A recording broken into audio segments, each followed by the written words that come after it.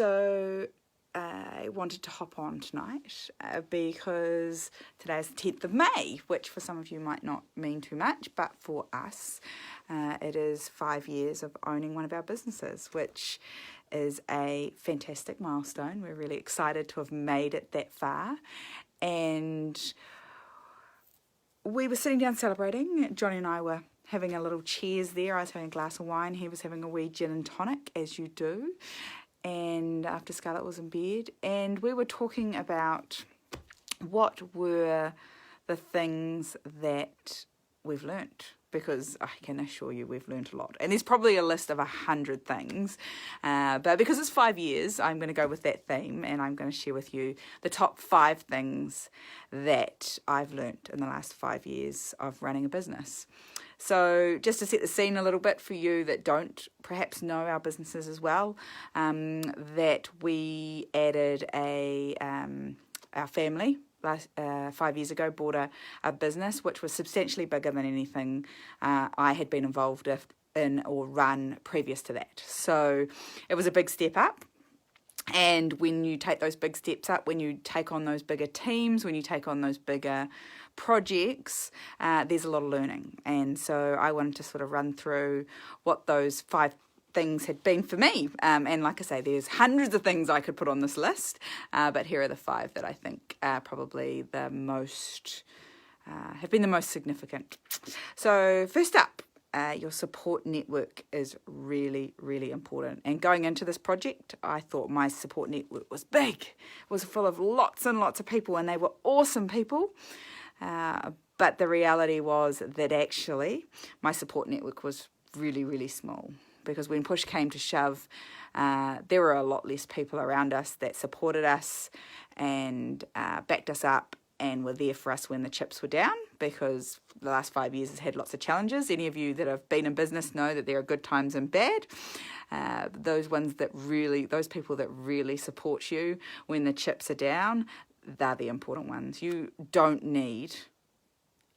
not need a great big support network. What you do need is one that's strong and solid. When Johnny and I were talking about it tonight, I said, I know now that I have a support network that is completely unshakable. No matter what happens, that support network is there for me, and that is fantastic. And I know that. I now know who those people are, and I go to those people for that support. Sometimes they come to me and provide it before it's even asked for, which is pretty cool. So you don't need a great big support network. It doesn't have to be 100 people. It doesn't have to be 50 people. If you've got 4 or 5 unshakable people in your life that are there for you and support you, then that's just awesome. So that was a big learning curve for me, because I thought I had this great big group, and I had a much smaller group than that, but that much smaller group was far more powerful than the big group would ever have been for me. The other thing that changed substantially when we took this business on was that we went from a really small team. So I think at a point our biggest team had been sort of 12, 13, maybe 15 people at its absolute maximum. The first summer with the restaurants, I was overlooking a team of about 80, which I have to say was a bit of a slap in the face. It was probably my biggest weakness, was managing people and managing a team. I had a huge amount to learn, and I had to learn it really, really fast. I'm still learning now. But what I've learned about myself is that I'm not a big fan of having a big team. So what I would say is I've learned that you should decide what you want your team to look like before you end up with it. So I worked this out by trial and error, which wasn't possibly the best way to go about it, but I worked it out all the same. You need to ask yourself that question. What size team do I want? Do I want a team of just me?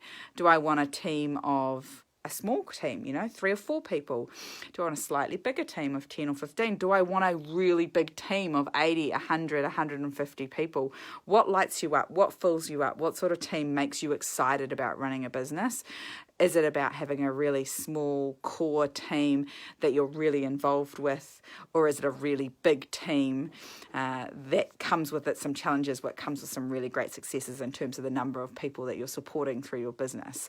And so I've tried both. I've tried probably what most people would term a medium-sized enterprise with a team of 80.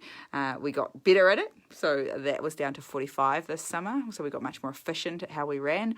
But what I learned about myself was that I'm not really keen on having a great big team.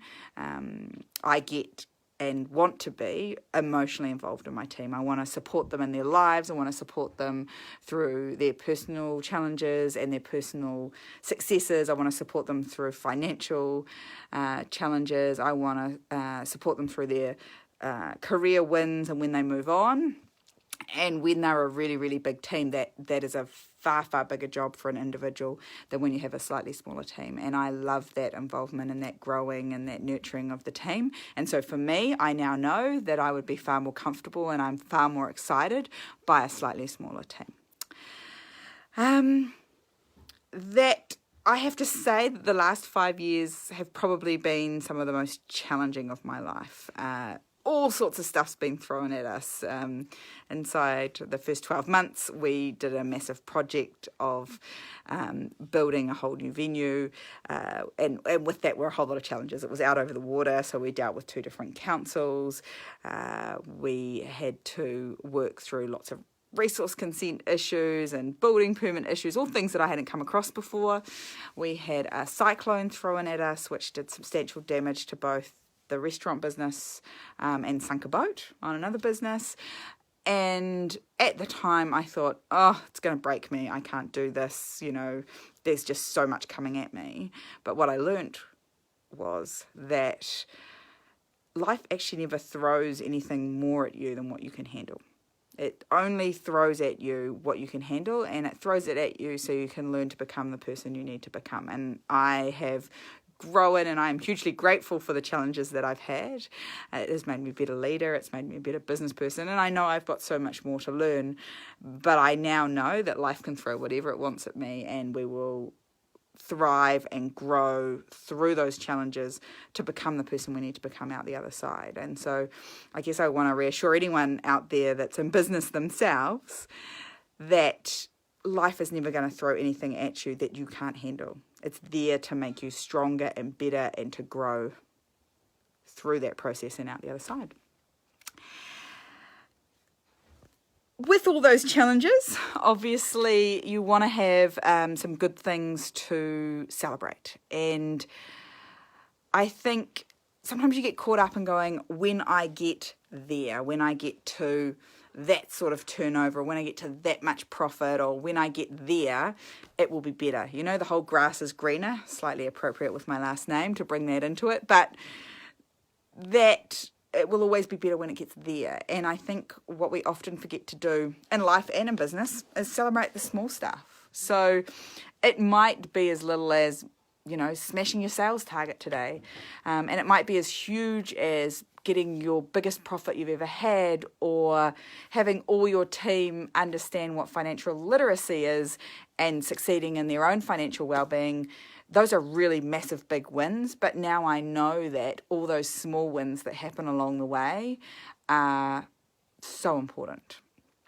And you have to stop and celebrate them. And so we do that now. It wasn't something I ever did before.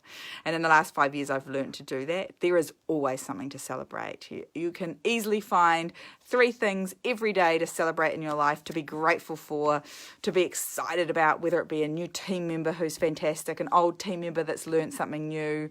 There is always something to be excited about. That's a win for you. So celebrate the small wins. It'll make it so much easier for you to get from place to place. And lastly, was a big learning one for me, is that you can't be a great leader and you can't look after a team and a family without looking after yourself first. So, I wasn't expecting that one. So, in the last 5 years, I've learnt that when I don't look after me first, I can't do everything that I want to do for everyone else. And I got to a point where I was doing so much for everyone else, and I felt that I had to do that, whether it would be the community or the team or my family or my husband or my daughter. But what I really learnt out of the last 5 years was that when I didn't look after me, when I didn't look after my physical health by exercising regularly, when I didn't look after the food I was putting in my body, when I didn't look after my sleep and my mental health by looking after those other things, I didn't do a good job of looking after everyone else. So make sure you fill up your cup first, because it is very hard to fill up everyone else's cup from an empty cup. And there were times in the last 5 years where my cup got pretty close to empty. And I have to say now, 5 years on, I make sure that that cup is way filled up. I take time for myself to work out. I take time for myself to go and do stuff that's fun for me. I take a rest when I need a rest. And I am a much, much better wife and mother for doing that, and I am certainly a better leader and a better business person for doing that. So those are the 5 things I've learned. Make sure you have a great support network. It doesn't matter how big or small it is, but it needs to be solid and unshakable. Whether that be in business or in life, that's going to be key to your success. Nobody is an island unto themselves, and you're going to need that support network around you. There is not one person that was really successful, did anything great by running out there on their own. So have that unshakable support network around you. Decide what sort of team you want in business or in life. Do you need a lot of people around you or a few people around you? And don't decide it by accident like I did. Find out beforehand. There'll be ask yourself some great questions about what do you enjoy? What do you enjoy about growing a team? What do you enjoy about working in a team? And make a good decision about how your business is going to be structured to make that team work for you. Life is never going to throw anything more at you than you can handle. I promise you. You will always handle it, and you will grow from it, and you will be a fantastic, better version of yourself out the other side. So if you're going through challenging times right now, I absolutely promise, whether it's a cyclone that's wrecking something, or financial challenges, or legal challenges, or team challenges, you'll get through it, you'll grow, and you'll become a better version of yourself out the other side. Celebrate the wins, because like I said, these 5 years have probably been the most challenging I've ever had, and when I learned how to celebrate the wins, actually I felt grateful for all that I was learning, and grateful for all the great opportunities I had to celebrate. It's just fantastic to be able to do what we do in a community and deliver what we deliver to our team and our people and our family and the community at large. And lastly, and most importantly, and this gets me right here, is look after you. Make sure you fill your cup up first. Schedule your time first. Schedule things for you, your health, physical and mental. It is so, so important, and it will make you able to support so many more people and do so many more fabulous things both in your business and in your life. So cheers to us. That's 5 years of running a much bigger business and what I've learned in the last 5 years. I hope you have a fabulous 10th of May, and make sure you are all very, very kind to your mothers on Sunday, on Mother's Day. Have a great night.